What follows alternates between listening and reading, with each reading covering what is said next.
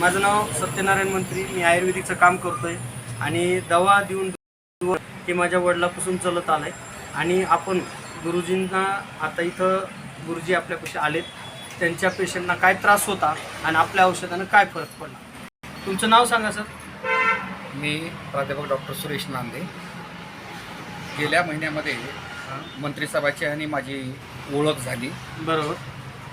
माझ्या एका मित्रानं आपण आयुर्वेदिक औषध देतात अशा पद्धतीचं सांगितल्या गेल्यानंतर प्रत्यक्ष आपण आजमावून तर बघावं हे माझ्या आणि जवळपास लातूरमधले जेवढे काही नामांकित हॉस्पिटल हाडाच्या बाबतीतले आहेत ते सर्व सांगितल्या गेल्यानंतर त्यांनी एकच सांगितलं की ऑपरेशन शिवाय पर्याय नाही. म्हणजे आणि म्हणून पेशंट कोण तुमचा?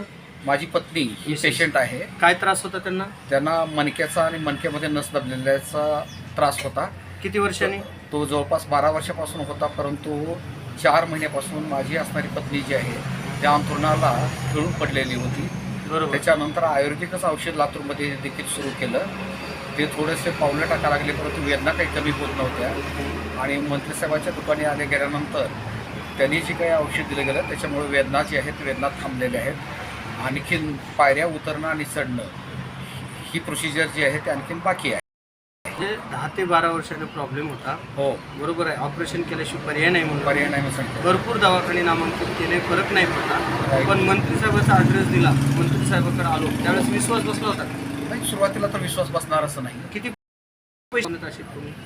जवळपास आतापर्यंत जर म्हटलं गेलं तर 7-8 लाखापर्यंत सहज गेले. 7 ते 8 लाख. हां, बरोबर आहे. मग 8 लाख घालून फरक नाही. मग मंत्रिसाहेबाचं औषध किती रुपयाचं होतं महिन्याचं?